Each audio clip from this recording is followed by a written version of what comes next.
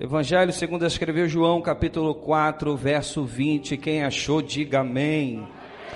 Diz assim o texto bíblico: nossos pais adoravam neste monte. Vós, entretanto, dizeis que é em Jerusalém o lugar onde se deve adorar. Disse-lhe Jesus: mulher, podes crer que a hora vem, quando nem neste monte, nem em Jerusalém adorareis o Pai. Vós adorais o que não conheceis. Nós adoramos o que conhecemos, porque a salvação vem dos judeus. Mas vem a hora, e já chegou, em que os verdadeiros adoradores adorarão o Pai em espírito e em verdade, porque são esses que o Pai procura para seus adoradores. Deus é espírito, e importa que os seus adoradores o adorem em espírito e em verdade. Amém? Meus irmãos, eu gosto do Evangelho segundo escreveu João, porque é um evangelho de profundidade. É nesse evangelho que João vai dizer que Cristo, de fato, ele é o pão da vida. Pão da vida porque sacia, pão da vida porque não há nada e ninguém que possa ocupar o lugar que só pertence a ele. Só Jesus pode saciar a alma cansada. Só Jesus pode preencher o vazio existencial que grita muito alto dentro de nós. Deus, ele caibe dentro de nós na medida certa, porque Deus criou você nunca para andar distante dele. Deus criou você para andar perto. E é nesse evangelho que João vai dizer que ele é a ressurreição e a vida. E toda vez que você vai discorrendo o evangelho, você vai perceber que por 36 vezes a palavra vida está nesse texto ou nesse evangelho. E eu já disse aqui que a palavra vida tem duas palavras no grego. Afinal, os evangelhos foram escritos na língua grega. E quando você vê duas expressões gregas para a palavra vida, a primeira é bios, que fala de vida biológica, vida natural, que traz as características de Adão. É aquele homem que é viciado em si mesmo e muitas vezes rejeita o seu Criador. Paulo vai dizer que o homem natural não compreende as coisas do Espírito. Então essa vida no grego é vida bios, vida biológica. Mas o texto vai dizer em João capítulo 1, verso 4, que nele estava a vida, e a vida era a luz dos homens. Pastor, que vida é essa que João fala por 36 vezes no seu evangelho? Não é vida bios, ele fala de uma vida zoe no grego, que representa a vida que nasce de Deus, que é gerada apenas pelo Espírito, que quem a recebeu tem a mente do próprio Cristo, escreve a palavra de Deus na tábua do seu coração. Portanto, qual a vida que João veio falar? Ele veio falar da vida abundante em Cristo Jesus. A vida que sacia, a vida que é vida independente do status social, independente das coisas, aonde a vida de Deus, aleluia, pulsa a veia do Espírito de Deus, aonde a vida de Deus, você nunca vai ficar apegado, escravizado com as coisas de baixo, mas vai sempre desfrutar das delícias de cima. E o maior desafio é levar a igreja em 2 horas num culto como esse, a sair da vida bios e adentrar na vida zoe de Deus. Porque há quem entre aqui apenas apegado à vida natural das coisas. Há quem entre aqui como a mulher samaritana. Ela leva o cântaro para o poço e ela tem sede, mas a sede nunca sacia. Porque enquanto ela está indo na fonte de Jacó, tem outra fonte que diz para ela: dai-me de beber. E quando ele diz dai-me de beber, ele fala de uma necessidade da vida. O que a mulher foi buscar naquela tarde de meio-dia naquele poço? Água. O que Jesus está pedindo para ela? Água. Eu posso olhar para esse texto e ver um culto acontecendo. Enquanto ela está indo para o poço para buscar a necessidade da vida, ela quer água, ela precisa sobreviver, por isso Jesus está pedindo aquilo que é mais importante para ela naquele momento. Então vai ter culto que Deus vai pedir aquilo que você veio aqui buscar. Vou repetir, vai ter culto que você vai ter que entregar para Deus aquilo que veio buscar. Não é porque Deus precisa do que você tem, porque Ele é criador dos céus e da terra. Pastor, então por que Deus pede? É porque Ele quer colocar o teu coração no lugar certo. Quando Ele pede Isaac, Ele não quer Isaac, Ele quer Abraão. Dai-me de beber. Então quando eu olho para esse texto, eu vejo Deus imprimindo vida. E eu vou ganhar tempo porque o texto é longo, a gente tem muita coisa para falar. Vá comigo no capítulo 4, versículo 1. O primeiro ponto dessa palavra vai dizer que Jesus deixou a Judéia e foi outra vez para a Galiléia, porque era necessário passar por Samaria. Nos primeiros versículos a Bíblia vai dizer que ele estava nas regiões da Judéia, e alguns fariseus disseram que Jesus batizava mais do que João Batista. Aí o texto vai deixar claro, Jesus não batizava, os seus discípulos batizavam. Mas quando Jesus está operando o reino de Deus na terra, os fariseus estão dizendo, olha ele, batiza mais, canta mais, prega mais, faz mais. Porque a atitude de fariseu é isso, é examinar quem canta mais, quem prega mais, quem faz mais. Mas toda vez que Jesus é tentado a colocar-se, aleluia, num lugar que ele não veio buscar, ele sai do meio da multidão. Diz que ele deixou a Judéia imediatamente e foi para a Galiléia. Quem lembra de Mateus capítulo 8? Ele curou um leproso. O que me assusta é que depois de curar o leproso, ele diz assim, não conta para ninguém. Vai no sacerdote e apresenta a oferta. Imagina o que o leproso fez. Contou para todo mundo. Jesus não fala de si mesmo para poder se vangloriar, mas a Bíblia vai dizer que a fama dele corria por toda a Judéia, por toda a Galileia, porque enquanto você está, aleluia, na vontade de Deus, na direção de Deus, não é você que vai se exaltar, é Deus que vai te levantar, aleluia, para um propósito. Alguém vai dizer, está metido. Não, é porque quando Deus levanta, aleluia, ninguém pode esconder, mas quando Deus esconde, ninguém levanta. Pode ser bispo, reverendo, dizendo, eu vou te levantar. Se Deus não quiser, Ele vai te esconder por um tempo oportuno debaixo do céu. Deixou a Judéia e foi para a Galiléia. Agora entra uma frase importantíssima. Era necessário passar em Samaria. Redobre a atenção. Tinham 3 rotas para sair da Judéia e ir para a Galiléia. A primeira pela Pérea. A segunda contornando o Jordão, a terceira passando por Samaria. Esse caminho nenhum judeu gostava de fazer. Primeiro, que judeu não fala com samaritano. Por quê, pastor? Porque 700 anos antes de Jesus, houve um cisma israelita, uma divisão entre tribos do norte e tribos do sul. As 10 tribos do norte, que era Israel, cuja capital era Samaria, Deus levantou profetas para admoestar a tribo do norte, porém, eles se contaminaram com os assírios, perderam a etnia, perderam a essência judaica e virou um povo misto. Agora, as outras tribos, Benjamim e Judá, foram as tribos que Deus preservou e fez passar no cativeiro babilônico, e através da tribo de Judá, Deus levantou o leão da tribo de Judá. Só que quando saem do cativeiro babilônico, os samaritanos vieram dizendo para os judeus, nós vamos ajudar vocês a reconstruir o templo. O judeu disse, não, vocês perderam a essência, vocês perderam o fogo, vocês perderam o zelo pela casa de Deus, vocês não vão reconstruir. Aí começou a guerra. Aí o samaritano correu para o monte Gerizim e levantou um templo. Em Jerusalém já tinha um templo. Então uns diziam, adorar em Gerizim, e outros diziam, não, a adoração é em Jerusalém. Aí começou uma guerra. Então o judeu não passa em Samaria, mas o judeu chamado Jesus, diz o texto, era-lhe necessário entrar em Samaria. Pastor, por que era necessário? É uma necessidade geográfica? Não. Então qual a necessidade? João capítulo 4, versículo 34, se você está com a sua Bíblia aberta, leia comigo.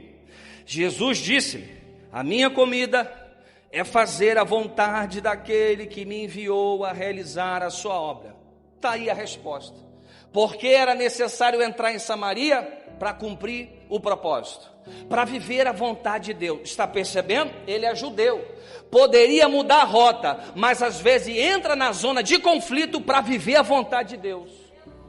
A quem vai se eximir do conflito? Aí é covarde. Viver a vontade de Deus é entender que Deus te dá ousadia para viver o propósito. Deus não conta com covarde. Deus não conta com gente que é que nem camaleão. No ambiente ele está de uma cor, mudou do ambiente, ele muda de cor. Tem que ter essência. Repita comigo, tem que ter identidade. Enquanto não tiver identidade, roda no deserto. Enquanto não tiver identidade, fica dando volta há 40 anos e não entra na terra e diz, por que nada está acontecendo? Deus está dizendo para você fazer uma viagem, pular para dentro de você e entender que Ele te deu um propósito, um chamado, e se você quer viver a vontade de Deus, tenha coragem. Oh meu Deus, se você quer viver a vontade de Deus, peça do alto ousadia do Espírito para viver. Ei, irmão, Deus já imprimiu, já te selou pelo Espírito Santo, não vai dar mais para fugir. Para você não tem saída de emergência, você pode tentar, mas o olheiro sempre vai te visitar dizendo, ei, acorda, desperta, vambora porque tem algo na tua frente para acontecer, está muito perto, você não pode parar agora, nem desistir, nem recuar, falta muito pouco para acontecer. Então o primeiro motivo para entrar em Samaria é para andar na vontade de Deus. Segundo, é para restaurar uma mulher e uma cidade ao Evangelho.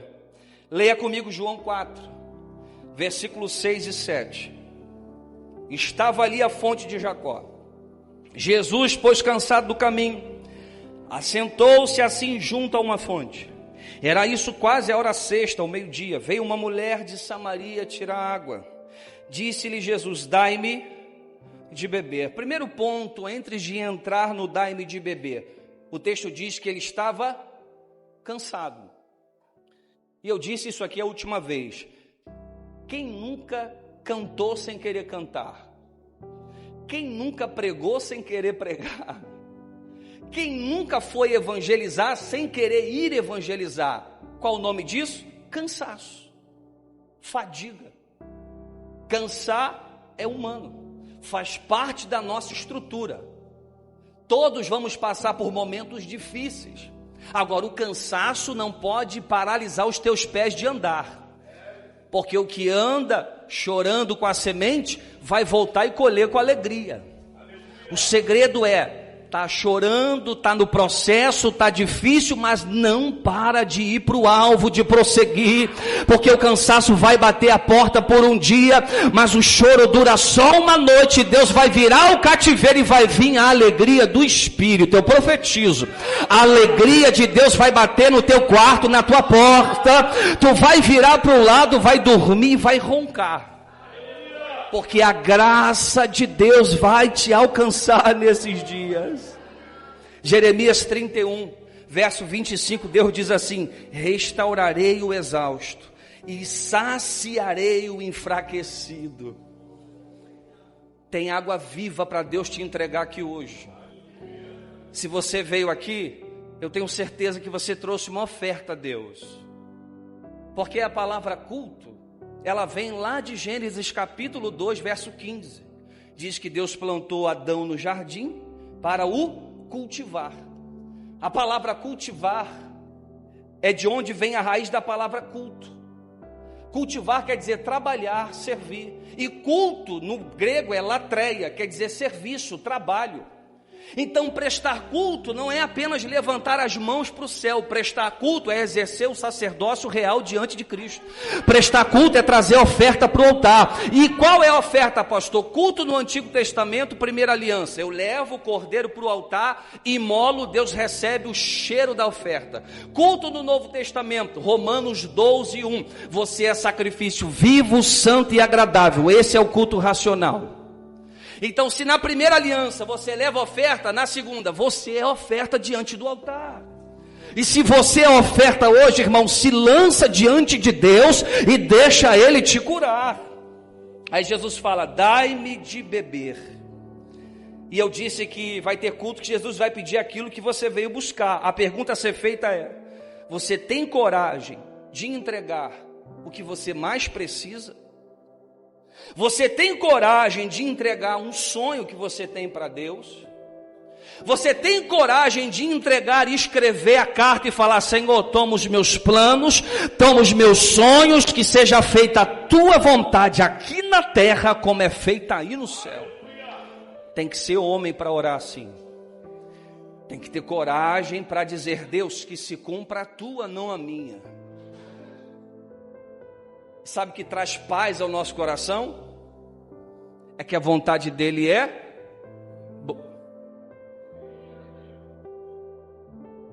aos olhos naturais, distanciado do Espírito, parece difícil viver essa vontade. Mas essa vontade é boa, vai agregar, vai somar na tua história. Ela é agradável. Quão bom e agradável é servir a Deus. Quão bom e agradável é receber toda manhã o acalento do Espírito Santo, às vezes no momento mais difícil da sua vida. E sabe como é bom você enxergar Deus? Não é só na dificuldade não, é quando tudo vai bem, você tem a ousadia de acordar e falar: a minha primeira manhã é dele, meu primeiro clamor é dele, a minha primeira fala é dele, o meu primeiro respirar da manhã é dele.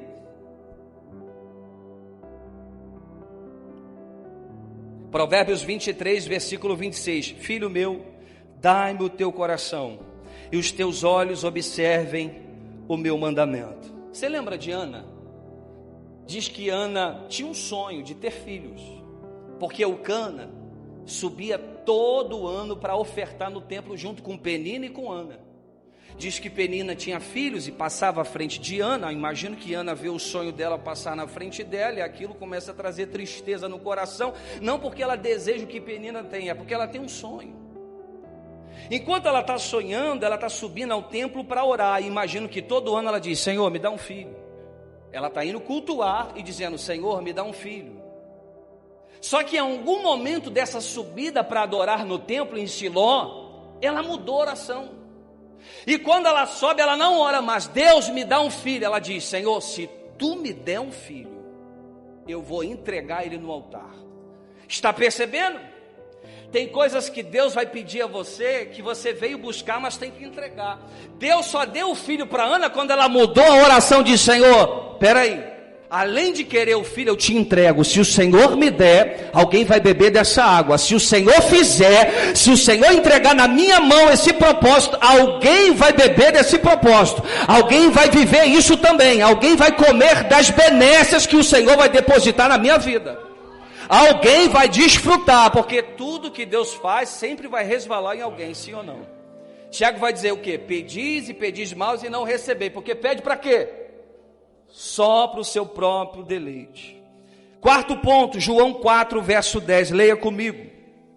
Jesus respondeu e disse: se tu conheceras o dom de Deus, e quem é que te diz: dai-me de beber, tu lhe pedirias, e ele lhe daria água viva.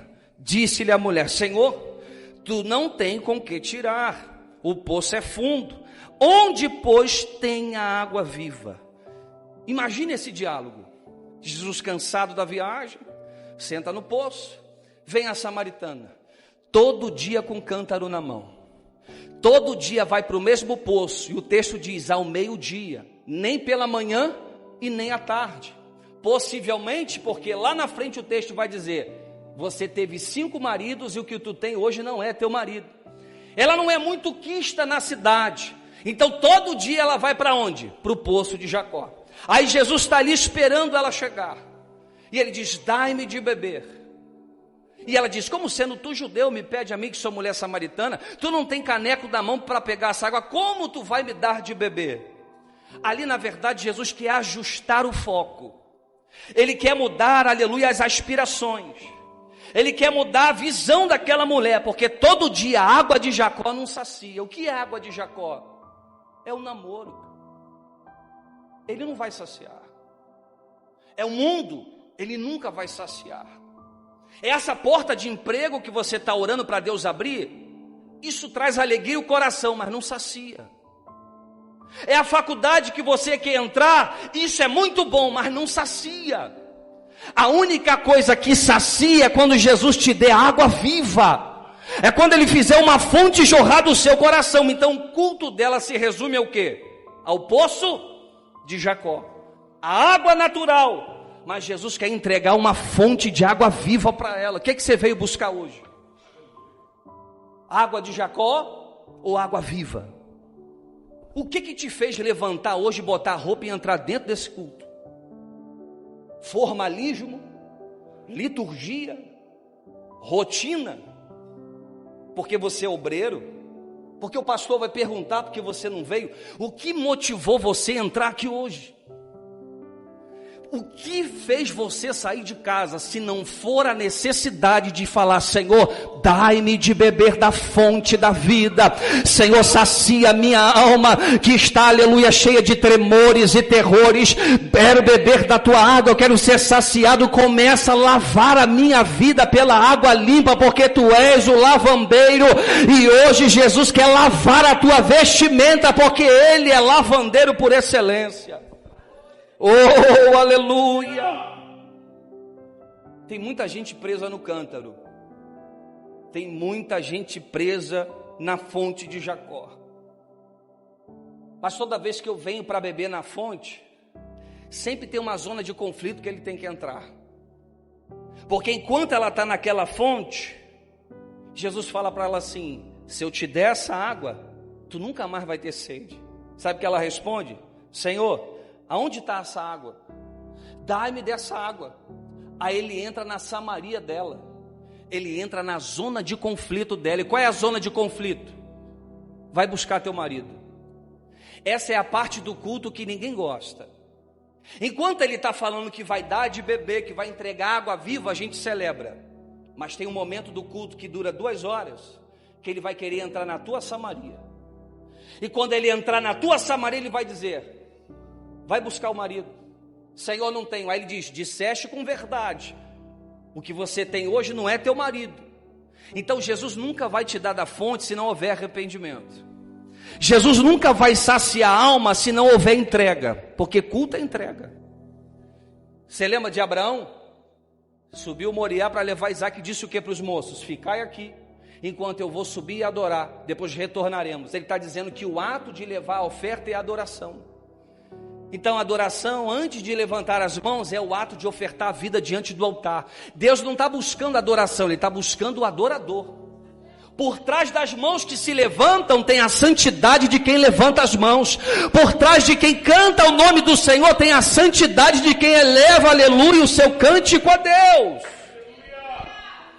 Jeremias capítulo 2, verso 13 vai dizer: porque o meu povo fez 2 maldades.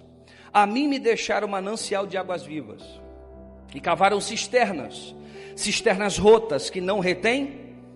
O que Deus está dizendo? Jeremias, o povo deixou a mim, que sou manancial de águas vivas.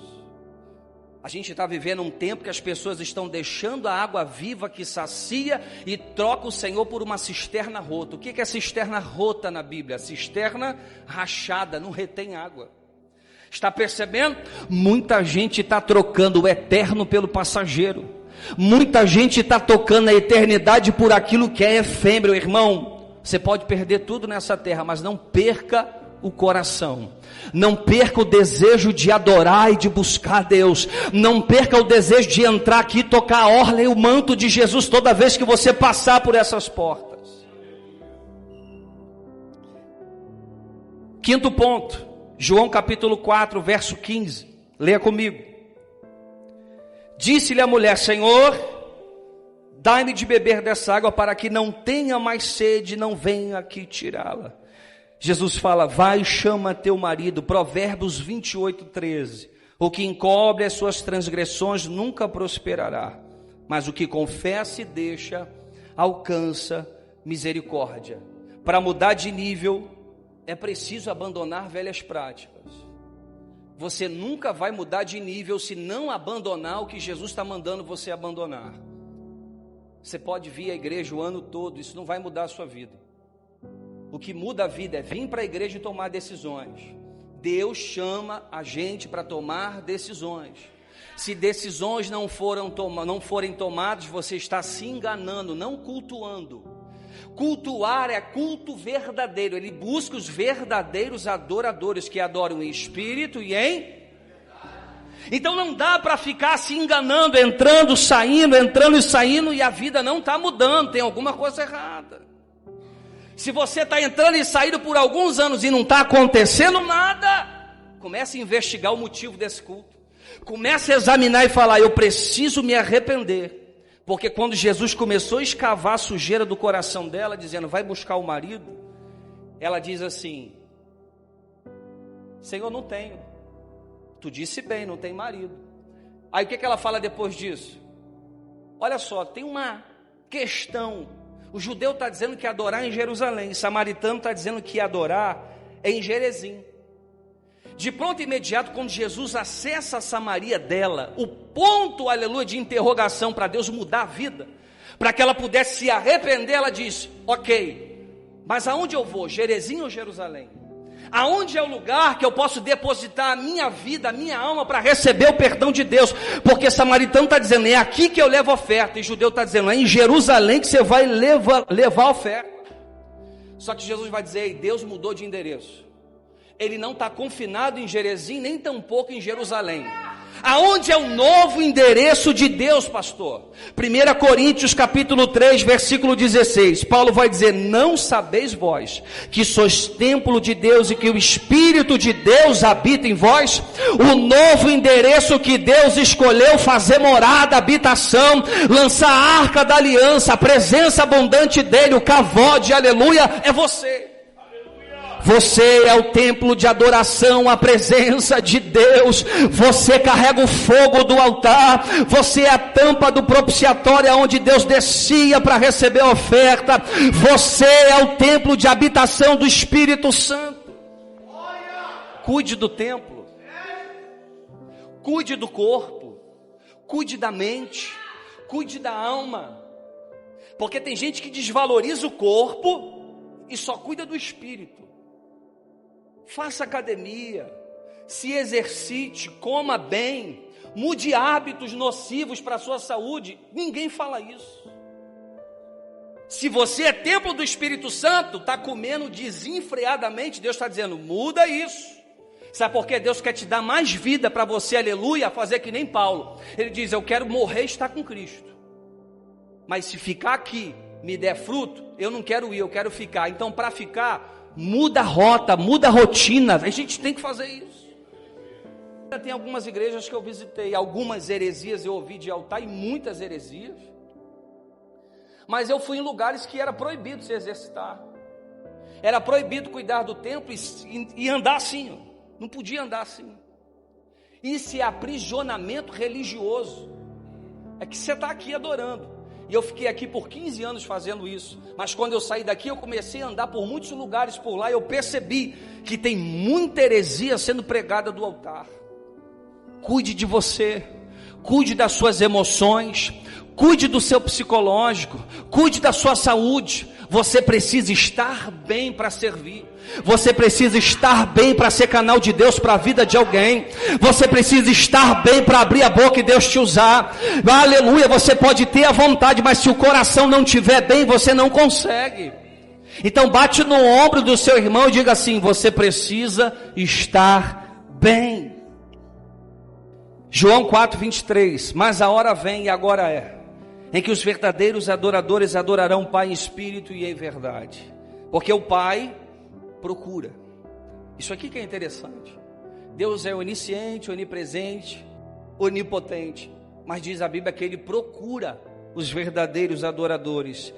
Deus é espírito, importa que os que o adorem, adorem espírito e verdade. A pergunta é: a quem Deus procura? A música? O louvor? Ou o adorador?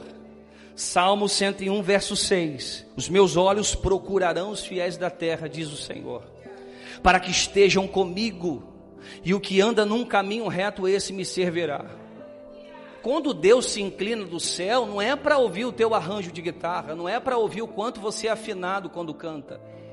Quando Deus se inclina, o primeiro cheiro que Ele sente é você que é a oferta, porque Ele cheira a oferta no Antigo Testamento.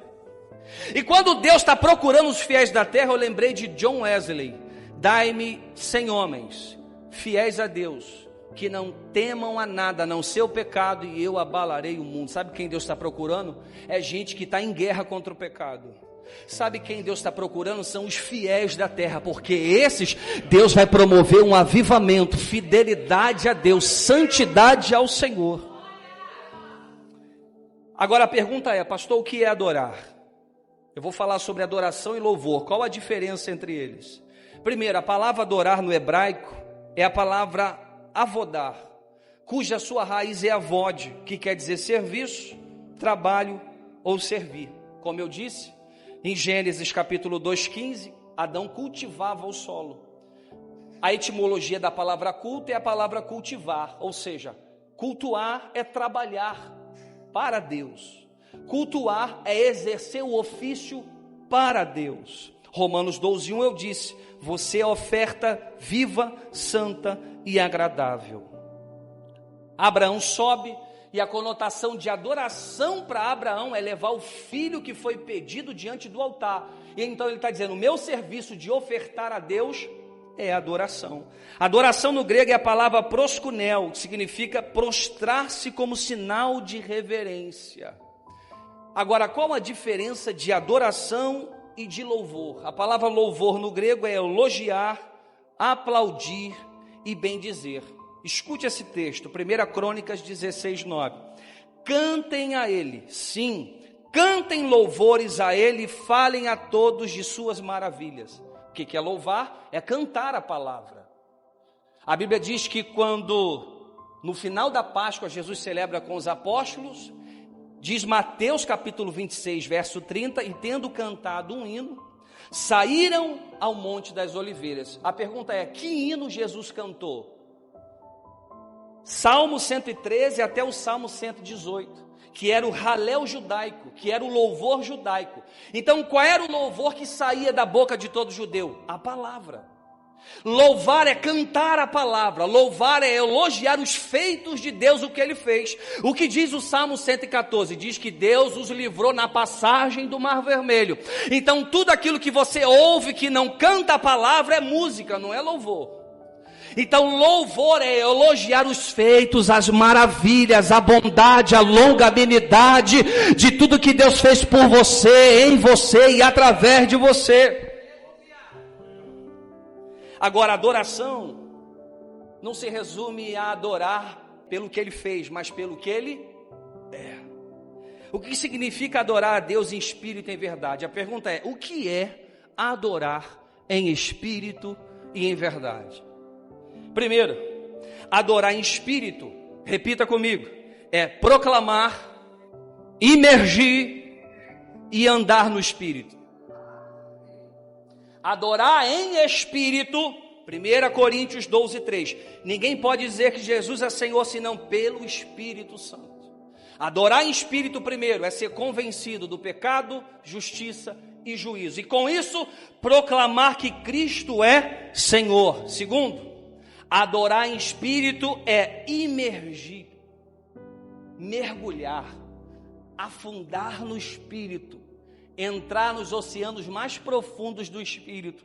Efésios 5:18. Não vos embriagueis com vinho, que é a contenda, mas enchei-vos do Espírito Santo. Terceiro, adorar em espírito é andar no espírito. Gálatas 5:16. Digo, porém, andai no espírito, e não cumprireis os desejos da carne. Então, quem anda no Espírito manifesta o fruto do Espírito. Gálatas 5:22. Mas o fruto do Espírito é amor, gozo, paz, longanimidade, benignidade, bondade, fé, mansidão e temperança. Adorar em Espírito é estar imerso, governado, direcionado e manifestando bondade, fé, paz, mansidão. A esse Deus se inclina para ouvir o cântico de louvor. Quem está dando fruto do Espírito, ele ouve, mas quem não dá fruto do Espírito, sabe o que é que Deus faz? Isaías capítulo 1, verso 11 e 13. Olha isso, não é o pregador, é Deus que está falando com Israel. Versículo 11 e 13. De que me serve a multidão dos vossos sacrifícios, diz o Senhor. Já estou farto dos holocaustos de carneiro e da gordura de animais cevados. Nem me agrado de sangue de bezerro, ou de cordeiro, ou de bode. quando vocês vêm para comparecer perante mim, quem requereu isso das vossas mãos? Que vieste a pisar os meus atos. Não continueis a trazer ofertas vãs. O incenso para mim, diz o Senhor, é a abominação. As luas novas e os sábados e a convocação das assembleias não suportam a iniquidade, nem mesmo a reunião solene que era o culto. Aí termino aqui, Isaías 1,15. Por isso, quando estendeis as vossas mãos, escondo de vós os meus olhos. E ainda que multipliquei as vossas orações, não as ouvirei, porque as vossas mãos estão cheias de pecado ou de... Está percebendo? Você pode gritar aqui hoje, você pode pular, você pode chorar. O que vai comover o coração de Deus não é a tua lágrima, não é o teu grito, é o incenso da santidade, é o arrependimento. Se você prestar culto a Deus uma vida inteira e não arrancar o anátema, Josué disse, vencemos Jericó, vai lá, manda 3.000 homens para a cidade de Ai. O que era a cidade de Ai perto de Jericó? Era isso aqui. Aí Josué descansou e foi lá o exército. O que aconteceu? Tomaram um pau. Muitos caíram à espada. Voltou, todo mundo desgostou, dizendo, Josué, perdemos a guerra. Eu imagino Josué dizendo, vocês ganharam de Jericó e perderam para Ai. Aí Deus fala e soa a trombeta no arraial. Josué, sabe por que o povo perdeu? Tem anátema escondido, pecado.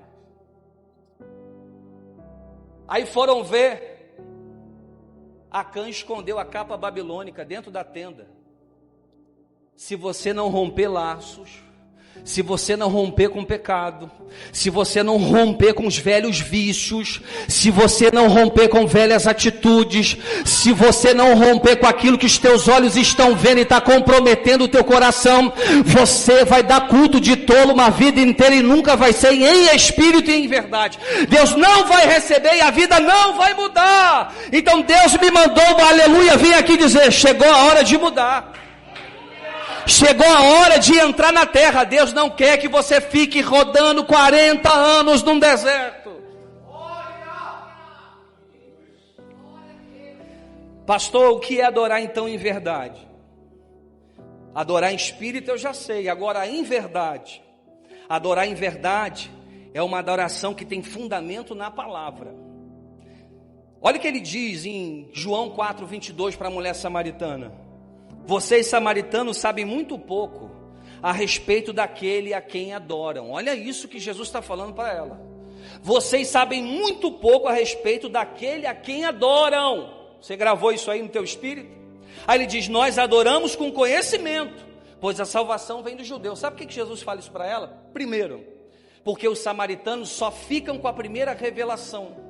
Eles só aceitam o Pentateuco, eles não aceitam os livros proféticos, os livros poéticos que foram entregues ao povo de Israel. Então eles só ficam com a revelação de Moisés e ficaram amputados da verdade da revelação de quem Deus de fato é. Então eles estão levando a oferta, mas sem conhecimento de quem é Deus. Êxodo 32 vai dizer que Arão juntou ouro, prata, cobre, porque o povo disse, Moisés morreu lá no monte, já está 40 dias e 40 noites, Moisés, nos dá um Deus, Arão, dai-nos um Deus. O que ele fez? Fundiu o bezerro de ouro e todo mundo, façamos culto ao bezerro. Quando você adora a Deus sem conhecimento, quando você não estuda a Bíblia, primeiro, você está dando culto de tolo. Deus, aleluia, quer ser adorado na beleza da santidade, mas é a palavra que vai te dar perfeita adoração ao céu. É a palavra que vai balizar o teu culto, a tua adoração ao céu. Muita gente está desinteressada hoje do Evangelho. A igreja é o lugar que Deus quer te elevar à maturidade espiritual, só que a gente fica no nível de criancice, de meninice, de imaturidade, hipergraça, Deus do amor, Deus é Deus do amor, mas aí as pessoas vivem uma vida de pecado, uma vida, aleluia, sem santidade, vivendo uma vida dúbia, uma vida dupla, e as coisas estão bem, porque eles estão ali cantando, e fica 2 horas cantando. Minha coluna já estava doendo, eu falei, filha, eu não aguento ficar 2 horas cantando sem parar. Desculpa, eu não aguento. Porque eu sei que o culto, ele tem uma divisão, a liturgia de culto é oração, é oferta, é louvor. Se tiver só palavra no culto, você não aguenta. Se tiver só louvor no culto, você não aguenta. Então o culto, ele é bem dividido, a liturgia é bem dividida. Mas o que eu quero dizer com isso é que a gente está vivendo uma geração de gente mimada. Se tu falar mais grosso, as pessoas fogem, elas saem correndo. Se você falar do evangelho genuíno, as pessoas querem correr. Porque as pessoas querem água com açúcar, elas querem emocionalismo, elas querem alegorizar a palavra e ficar, oh, aleluia, no mantra espiritual. Não tenho nada contra. Com church, com parede preta, não tenho nada contra. Não vejo pecado na parede preta, não vejo pecado nisso. Só não colocaria por conta de iluminação, mas não há pecado nisso. A questão é o que está por detrás dessa emocionalidade toda que estão pregando do altar. Então nós precisamos adorar a Deus com verdade. Lembra de Paulo, Atos 17, 23.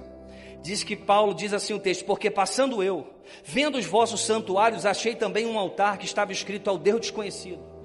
Esse, pois, que vocês honram, não conhecendo, é o que eu vos anuncio. Paulo está dizendo que quando ele chegou em Atenas tinha um altar ao Deus desconhecido. Tem muita gente adorando ao Deus desconhecido. Tem muita gente adorando, achando que está adorando ao Deus verdadeiro, ao Deus da Bíblia, mas não está adorando a Mamon, está adorando ao Deus que criou para si próprio o bezerro. Então com isso eu quero te dizer, precisamos adorar a Deus com entendimento, com maturidade, com sabedoria. Marcos 12, 30. Hoje eu estou te dando um raio de versículos, vai anotando tudo aí. Marcos 12, 30. Amarás, pois, o Senhor teu Deus de todo o teu coração, de toda a alma e de todo o teu... Sabe por que tem muito problema? Sem entendimento, discernimento. Sabe o que Deus tem que te dar hoje? A mim e a você? Dos dons, dos 9 dons, discernimento. Eu nunca vi gente que lê Bíblia, que estuda a Bíblia, não estou falando de gente que frequenta culto, que estuda a Bíblia de verdade e não ter discernimento. Não saber o que é amargo, o que é doce, o que é falso, o que é verdadeiro. Então Deus está dizendo, você precisa adorar com entendimento, você precisa ler, você precisa estudar a Bíblia, para você não ser atraído e enlaçado por essas inverdades. Gálatas 3, verso 16, Paulo vai dizer, a palavra de Cristo habite em vós abundantemente em toda sabedoria. Sabe qual era o trabalho de Paulo? Sabe o que Paulo se afadigava? Colossenses 1, 28 e 29, olha o que Paulo vai dizer, a quem anunciamos, admoestamos a todo homem, e ensinando a todo homem em toda sabedoria, para que apresentemos todo homem maduro em Jesus. E para isto também trabalho, combatendo segundo a sua eficácia. Aí ele diz em Gálatas 4,19, meus filhinhos, por quem de novo sinto as dores de parto, até que Cristo seja formado em você. Sabe qual é o trabalho de Paulo?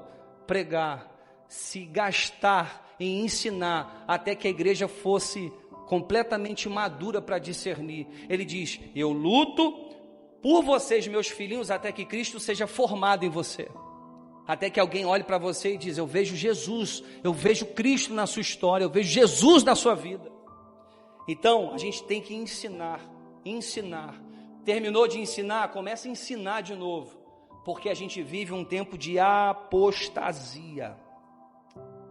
Aí vou terminar aqui, fechei a Bíblia. Gênesis 4, vai dizer que Abel levou oferta a Deus. E Caim também. Sabe o que os teólogos dizem? Alguns, não todos, que Deus só não recebeu a oferta de Caim porque era fruto da terra e de Abel era do sangue. Não. Sabe por que Deus não recebeu a oferta de Caim? Porque antes de Caim ir para o altar, ele disse assim, Caim, cabe a ti dominar esse desejo. O pecado jaz à porta. Caim não dominou o desejo, ele foi para o culto com esse desejo. Ele levantou a mão para adorar com esse desejo, em nenhum momento disposto a renunciar a ele. Tem gente adorando assim, vem adorar carregado com aquele pecado, aquela velha mania, mas não está disposto a deixar. Sabe o que Caim fez? Sabe o que acontece com gente que vem para o culto assim? Diz que quando ele terminou de cultuar, ele assassinou o irmão. Ele foi de uma oferta a um homicídio. Sabe qual o perigo de você não nascer de novo?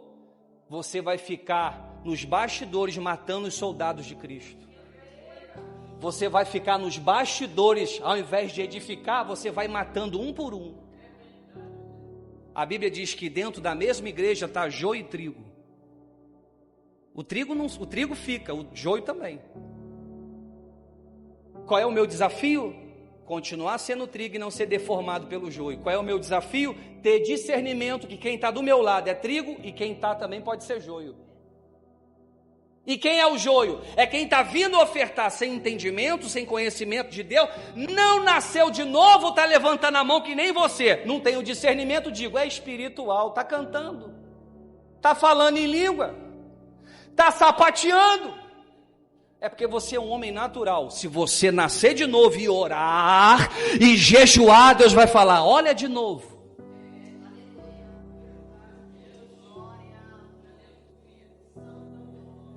Fique de pé em nome de Jesus.